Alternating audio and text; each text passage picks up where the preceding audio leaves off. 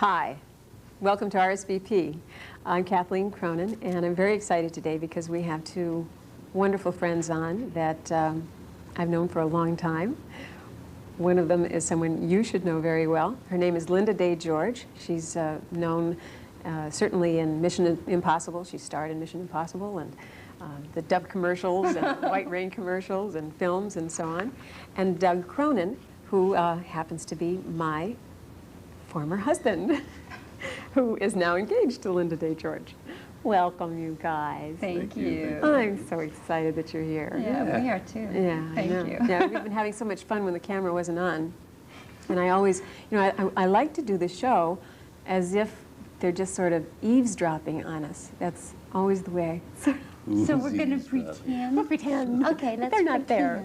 Because I know people kind of get real intrigued by our friendship and wonder how it is that we manage to not, you know, ex-husbands and wives are not supposed to be on friendly terms. Why not? Well, but the norm, you know what the norm Yes. is. You know, do you really hate me underneath? No, I really don't hate you underneath. I love you underneath. Yeah, well, gee, thanks. This could get to be a real saccharine show real quick. No. But when you met Doug, of course, I promoted you that. promoted that. My good idea. Polish on. Yeah. We were friends even before that. Yes. When Chris was alive. still alive and kicking. What a guy he was. Oh my God. Yeah. He was something else. He was fun. Yeah. Certainly, he was a man's man, wasn't he? Yeah, really. Yeah. And a ladies' man. I mean, No kidding. Yes, Yeah. he was. All of that. yeah, we all miss him. Yeah. Yeah. Was it Very hard, much. the transition? Very, very hard. I've never, I don't think I've ever experienced anything as difficult, you know, and there have been a lot of difficult moments, I suppose, for everybody, but I don't think until that experience comes up for you that you can ever really quite get what that transition is all about or how it works. I'm not sure that I do still, you know. I just know that there's, you know, all this time that goes by and all these events that occur in that time, and that it's not different for everybody. It's real the same. We all go through real similar experiences as far as the pain is concerned, and there are milestones that happen, that are supposed to happen, and I think it's real sad that we don't allow one another that time that needs to go by. It just has to be that way. You can't just pick up 2 weeks later and say, well, on with the rest of my life. Yeah. You can't do that. Well, you and Chris were together for so long. 23 years. You were It's a a long baby time. when he met you. Well, we were both babies. We were both babies. Yeah. And they had a couple really pretty babies. Yeah. Yeah, and kids Yeah. to deal with, and I know Yeah, that's tough. it's real tough. It's tough. And here I am, you know, I'm still breathing and all that stuff, even though there have been times when I thought that wasn't going to happen one more time, but here we are. There were times when you weren't breathing, too. Well, there were. Right. 4 of Recently. them, yeah. Yeah. Yeah, you've had physical problems and Oh my illnesses. God. Well, and I notice that that's part of the process of that transition. That's You think so? yeah, yeah. That's a thing that occurs usually within the year. There's a serious medical problem, and then there occurs probably yearly. Around the same period of time, there occurs another set of those. Of course, with all of our background, our mutual background in the human potential movement, and the knowledge that we have around how things get sort of imprinted, and these recurring things keep showing up, Yes. almost like a Yeah. clock. Yeah. We don't really want this to happen again in October, but here we are in the hospital again. Oh, isn't that interesting? What a fascinating turn of events. Yeah, because we were sick probably in October when we were 4 years old or something Yeah, like some that. silly thing like that. Although I know that this is a period of time that's at its end. This is probably my last illness for a long time. Thank you very much. It's the last if anybody was smart, it would definitely be the last. That would definitely be my last. Well, the one we're talking about is the one in China. Yeah. We have all been to China in the last, what? Lord, You guys went yes. in August. And you guys went in September. And then Doug and I went in October. Yeah. And everybody thought that was really cool. Oh, okay. Anyway. Nothing clandestine. Yeah. That's because we love People each other and can't care, right? understand. Okay. Yeah. But most people I know had, They have a hard time with that. sure they do. And the first trip when the two of you went, Doug, why don't you kind of give us a little synopsis of that so the audience knows what we're talking about, even though we don't think the audience is there. The end of it? Yeah. The trip to China is incredible. I think the opportunity to do something between the two countries is massively open now, where in the past it was maybe okay. So that was real eye-opening to me. And to see China, of course, is incredible. And the fact that there's relatively no poverty there. They're feeding 1.8 billion people and Doing all that. with cabbage or something. There's trees under trees and there's growth But the everywhere. trip was a little bit, Yeah. Okay, so what Lynda did evidently was asked the people if the ice was clean, and they said yes, and maybe had some milk that they said was already clean, and probably one of those two, or maybe some of the fruit that they pick. You know, Yeah. the skin itself has stuff in it probably that's not okay for us. So she got probably salmonella, typhoid, maybe. At least they don't know. Yeah, they said it was salmonella typhoid. Maybe. It was a type of, I don't know what. But that was a little action. The big thing was that her body fluids all went out of her and her potassium level dropped. We went to Shanghai, the hospital in Shanghai, Yeah. and they said her potassium was dropping. It was like 2 points It or was something. 1.7. Yeah, 2 points or 1 point something. She said, "Get me out of here." Not okay. I said, "Well, let's check it out and do my engineering point of view." Chinese Right? Chinese, many Chinese words. Yeah, a lot of that stuff going on. We said, "What? Well, what are the possibilities? What's the risk? That sort of thing." And he said she could possibly have heart failure. Well, why? And what would we have to do not to have that? So he gave me a bag of stuff.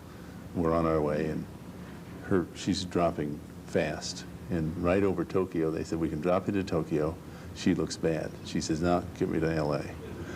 Tough decision, over here anyway. So yeah, she was strong. She couldn't move her body at all. So her heart stops on the airplane twice. We didn't know that. She knew it, but couldn't speak. Some old Chinese doctor said, "Don't breathe her that way, breathe her this way." You know, so we're on her rib cage. We're doing this for about the last 4 hours, I'd say. Yes. Not knowing that we were massaging her heart and keeping it going, and her, watching her breath. Yeah. We get to, the Chinese did not want to land. Emergency. It's embarrassing. It's embarrassing. We said a couple of words about better land, or there's some animal guys over I there. heard There's some what things you about did, that. Doug. Anyway, not what. 6'6" of you. You land this plane, or with the one other expletive. So we landed emergency, and the paramedics come in with all their stuff, and they hook her up, and they put the thing in her nose and give her that, and they said, "Okay, you can stop doing that." And Sally, an incredible lady, Yes. was a nurse type, and she said, "Look at the monitor." It had gone zzz, didn't have a noise on it. It was just. Still. And so they said, "Holy moly!" Throw her on the floor, whap, hit her in the chest, and she with one of starts those again. gizmos. No, we No, physically hit her in the just- chest. Oh, I see. Yeah. I don't know The too brute much force. about that stuff, but so finally they started. Then some emergency room guy that happened to walk by said, "Why don't you breathe her?" So the guy got a breathing bag. From then on, except in the emergency room, Yeah. she had one other heart stoppage. It's amazing that no physical organ damage happened Yeah. because her body evidently just ran out of battery Ran out of fluid. potassium. And she went to the emergency room, 0.8%, and I don't know much about this. They said cadavers have more than that. This lady's living on some other kind of energy, I tell you. Using it up. Oh, God. So, So it was big. incredible opportunity to witness some things and So experience you some got other to be a things. hero. Oh, well, boy. Yeah. Listen, that flight was both 14 seconds and 2 years long. Yes. You don't have a sense of what you just described. You just do things. And my brother, my sister-in-law, and a couple other people really are incredible taking care of her. Yeah, God, Jim and Lynda were just, So you're they were here amazing. now. Yeah, we're Yeah, here. new life. New life. Right? Yeah. And you guys have had your ups and downs. Every relationship does. Yeah. I was at a wedding this past Sunday, and what I loved about the wedding was that they really told the truth. You know, rather because, you know, we've been inundated with the perfect stuff. And I know when you and I split up, we had friends that were really angry because we spoiled their picture. Yeah. Well, You guys were the perfect pair. What happened? You know. And life is not that Well, way. we were at that time. That was Well, we were at that time. That's right. But that was a mutual, wonderful That's thing. You still have a neat relationship. That's Thank you right. for being you. That's great. Yeah. And for giving me this wonderful opportunity. Oh, you know, that God's given to what can I say? Yeah. So anyway, these people said the truth about their vows or whatever it was. Yeah, well, you know, I had a few pangs, I'll admit it. You know, they're up there saying their vows, and I said, well, I said that to Doug. You know, Yeah.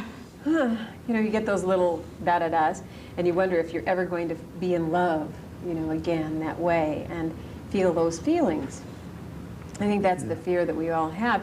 And I think what's true, you know, we're still, I think, in the dark ages with relationships. Honestly, I do. Doug is great, right? I mean, he's Yes. he's Not a like- man. yeah. He's romantic. He knows how Yeah. to do that. He's fun. He's playful. Yes. Right? Don't Yes, you think? he's wonderfully playful, great, you know, just a great guy. Yeah. Wonderful person to be around. Sensual. All that nice, stuff. good stuff. Look, watch. I have to pay you And guys for so this. handsome. Yeah, tall. Holy moly. When we were in China, someone came up to him and said, "You are such a stately man." That was nice. Yeah, I from an got Englishman, embarrassed, no yeah. less. An Englishman, yes. Yeah. And then did he tell you we went to one of the shops, and he had on this Mickey Mouse shirt with California on it, and they were so excited about this shirt, and Doug said, well, because I had been admiring some bracelets, and Doug said, well, I'll trade you the shirt for the bracelet. So Doug just took his shirt off there, and you know, he's got a great build, Yes. right? Well, the Chinese So people they- just went crazy. They were so excited. That was a lot of fun. yeah. Because That was Doug fun. he works out. He was a former Redskin All that football stuff. player and played in the Rose Bowl and all that kind of stuff. And so I ended up with the bracelet. Did he tell you he bought me a bracelet? He gave me the shirt off his Tell back? me about that. You told me about that one. You mess around with that story. That was a lot of fun. You mentioned something earlier about relationships, dark ages, that sort of thing. Yeah. And I think that there's a lot of truth to that as we're trying to learn how to interact and communicate and make your tummy work, right? Or let it work, not just make it, let it happen. Let those center points connect. And those are really nice things when they do happen and your mind doesn't get in there or other things don't get in there. So I wanted to just mess around a little bit with you, both of you have shared something with me that's real precious. Number one, I love both of you, and I got that in return. That's neat. You also dealt with me in my business at ED&D I Electronics. was just going to mention Yeah. that. Okay, so you and I went back into that business after it was sold and started getting in trouble a little bit. Put a lot of extra effort and energy into it, and thank you, because that was a very meaningful transition for me in my life. Well, you're married to your business, so the only way we could really get close to you is to Yeah, show you. Hello. got it. It's a truth. Truth, yeah, that was my life, okay. You were in there and you connected with the employees, and we had one upgrade. We upgraded it from something to a real presentable piece for both the customers and the employees. I remember you In other words, it was a dump in Pacoima, and now it's a Yeah. nice place in Burbank. Well, it was anyway. At least we brought it to that Yeah. point. Like Jose Garcia that came off the streets, couldn't speak a word of English. Yes. You brought him up, and the people saw that you cared for the employees, right? It's That's right. big, big deal for me. That's right. And then when we moved to Burbank and Lynda and I got engaged, and she came over and worked with the employees. I always replace myself with something better. Yeah, that's a girl. Better. We, the administrative group, committed to learning Spanish, and the workforce that was there committed to learn English. She went to the English, Spanish classes. She put them all together. And out of that, the most incredible union between administration management, or the president, which I was, and the CEO, and the employees was a connection that was amazing to me. And as a matter of fact, I did my thesis on it, okay, about that. Your thesis and with Pepperdine. Yeah. I got my MBA, and it said spirituality and productivity. And They sort of gave a sort of, what is this, Mr. well, they Cronin? asked me about Yeah. that. You know, what Define do you that. mean by spirituality? Okay, it was more of a day-to-day, one-to-one connection with the people, person to person. The productivity went up measurably. Lynda's connection with them, they loved her, of course, because she's not only on the screen, Oh, yeah. and they say, that's my friend Lynda, but who Lynda is, who you are in connecting with the people. That was the main thing. We had 100 and some people there, and employees, all of us together. And not just productivity, because that's a nice, wonderful American thing, at least it used to be, from my point of view.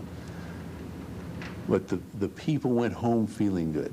They went home like, I've done something. I made a difference. Yeah, we did shift. And yeah, big shift there. Yeah. And I also was with somebody that is my friend. And Yeah. you both of you shared that with me. And that's gone now, which is another real that's- difficult story to Yeah, deal with. that's another, probably Yeah. something we can do another whole show on. Yeah. Because how do you feel? I mean, Doug, I know and Lynda knows, but for the viewing audience, this was your company. You started it when you were a kid, in your early 20s, and then we had partners. And then things changed. And the bottom line on that, Doug, is? Well, two partnerships worked. Don Sather, you remember that. That partnership worked very well. Roy Coates worked very well with Sunbank. Excellent, excellent person. We were so connected in our dream and our drive to make a difference in the world, to take this type of company and serve the customers in a way they haven't been served before. He was committed to that. I was. Our company grew wonderfully. He got cancer and died. Unfortunately, he sold his company to a major company, it's about a $200 million company. So to us, it's a major company because we were only in the ED&D was only in the $5 to $6 to $7 million range. Sunbank was in the $30 million range, but that's a smaller piece. And it looked to me like when Roy died, he said, "Please make this deal. We don't want to lose our dream, even if I go away." I didn't feel good in my stomach, but I said, okay, and I talked to the people about, here's who I am, here's my thesis, read that, that'll tell you something. That's a little weird. And make sure that the people are taken care of. We need to maintain our autonomy. Okay, that's fine. Essentially, that's fine. And when he died, so then I committed to selling them 80% of the company, saying that we're going to do better with that. I will do better personally, and so will the company with my 20% than it would by my own. That's a commitment. That's a promise. Okay, let's go forth with it. 1 year later, the company is essentially out of business. 2 years later, they're going to close the doors at 24th. They've exiled what's-his-name over here out into the island with the deserts, you know, and it's real difficult to get back into business. But that's not the point. The point was that incredible company, and you both lived it. Yes. Incredible company was just gone. And to me, it was one of those things, of course I'm real arrogant about this, I think, one of those opportunities to say that America, in its productivity, could assume this kind of relationship between management and employee and become again the #1 industrial company in the world. Even though I know we're going to be #1 in information and service, we can still be #1 in productivity. That's a big deal for me, so I don't want to air it out, but later, maybe some other time, we'll talk about the difficulties and the specifics of it, where two good people went away, Don Sather and Roy Coates. Roy Coates died, a real unfortunate incident. And still, you can see, I'm still messed up about that. Yeah. But how do you feel now about, you're in a major transition, you've basically disassociated yourself from whatever legal things are going on there and whatever appropriate or inappropriate things that transpired. Well, probably in not. a way, I don't know, but Doug, you know, I always thought of you as actually being suppressed in that environment. I mean, even though with all of its success, I just always saw you as being able to do so much more, and you know, finding new venues and so on. Of course, actually, when we met, I looked at him and I thought, he's a movie star. He must be a movie star. I just don't know his name. So I dragged him off to all of my acting classes and things like that, and he ended up working more than I did, that turkey. Yeah. Yeah. And then we produced films together. I mean, even though that has a connotation of sadness, and it certainly does, as Lynda said in the beginning, everything sort of has its course. Not that, you know, that it was right what transpired, but for you personally, there can be such new... So here's 30 years of that may be both entrapping and fulfilling at some level. That's gone. I would say that it was devastating, very difficult, especially interpersonally. It was real difficult to deal with. My relationship with Lynda got in trouble because of my instability, let's say, and that took away a measurable level of confidence in me when that happened. When they hand me a letter saying, you can't see your employees, your customers, you can't show up here, you can't do anything, you're in exile, goodbye, and tell us why we shouldn't discharge you. You know? Anymore. Yeah. Wait a minute, you don't do that to me, you know. Yeah. And so that was kind of a tough transition, and it still is. Yeah. And I think that we'll talk about the details of that later, about how inappropriate I feel it was for those people not to even care about the type of company. So let me answer your question of, yes, it's certainly opportunistic. And people like you and Lynda supporting me, saying yes to whatever you want to do, however you want to do it. I had some wonderful people come to me with some ideas, some opportunities, sure. Real different field. I'm not an actor. And we acted in a couple of films. That was fun. I'm probably not a film producer. You're a film producer. I'm not. Well, you are. That was fun. No, you're good. You know what to do and how to do it, and that's really what a producer does. But I'm not trying to talk you into a career here. If I could support Lynda somehow. Yeah, well, what about you? Yeah, are you wanting to get back on the screen, or are you really happy being? I'm really happy Doug's lady. being Doug's lady right now, and of course I'd love to go back and do something else. I'd like to do a series. Me right now, the way I am right now with this brand new me life thing going on here, I'd like to do one of everything. Right. You know, one of everything from engineer to puddle jumper. There is I like so to much fly. I'd like to, there. I know. And I know when you had that death experience, you died what, a couple of times there? 4 times you died, went bye-bye. Well, I've got 5 left. all good cats do. That's right. But did you have any sense of, as some people have these experiences when they... Oh, yes. And?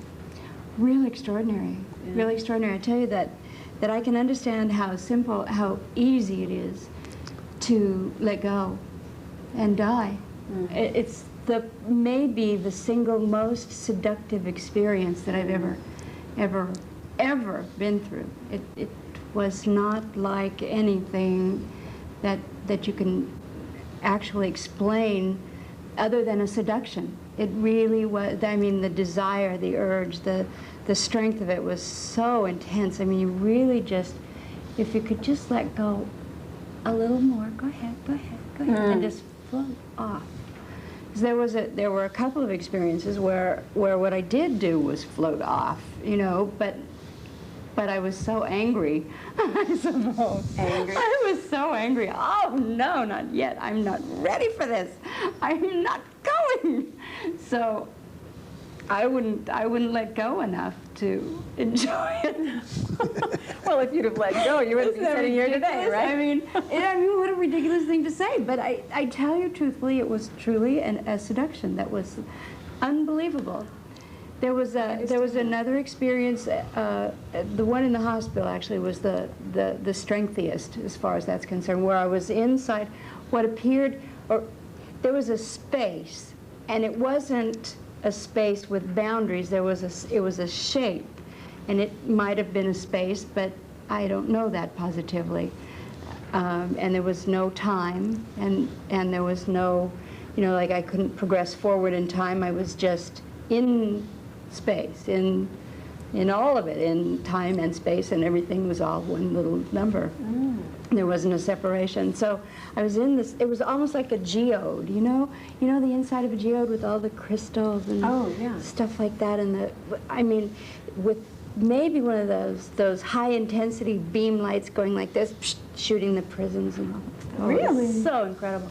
I get goosebumps when I talk about that. And, really? And there were no, you know, I didn't see Uncle Maude, and I didn't see Bubba, and I didn't see Jim, and I didn't see, you know. Right. But I had a sense of other presences that were not me and were me. You know, all at one, you know, it was like, I don't know how to explain. Yeah, it's real hard to explain, except that there wasn't a separation between me and any other beings or whatever, entities or spiritual presences that were around. You know, there was no difference between my being there and their being there or whatever. But I didn't certainly have any actual recognition of Maude or, you know. Well, I'm glad you're sitting here. I am too. My own. I am too. The thing that I really am not so fond of is that that half hour went by like. That half hour? What half hour? This half hour? This half hour. It's over? It's over. Oh, no. We didn't talk about all the things I thought we'd talk about. Well. We're just going to have to do this We'll again. have to do it again. Part 1. RSVP with Doug and Lynda. We'll come back and do another one. Right. Hey, thank you. I have so enjoyed you both. Thank you. I love you, and you know that. You know, I love you too. Yeah. Oh, gosh. You're a great person. Thank you for this. Thank you, guys. Okay. And you know, one more thing. I am so glad. I mean, the worst nightmare in my mind could have been that you would hook up with somebody that would hate me, right? That we wouldn't get along with and all that stuff. We won't talk about the past. Right. Okay. So that's for part 2. Thanks so much, all of you, for spending another half hour with RSVP. Yeah. Please watch again soon when we'll be dealing with who knows what, outer space or inner space or something interesting. Keep your eye out for us. Bye-bye. So you guys, it is.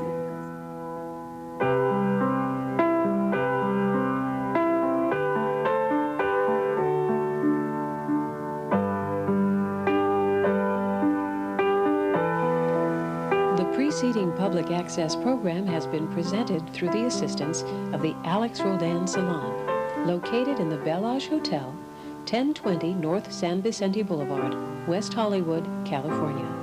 213-855-1113.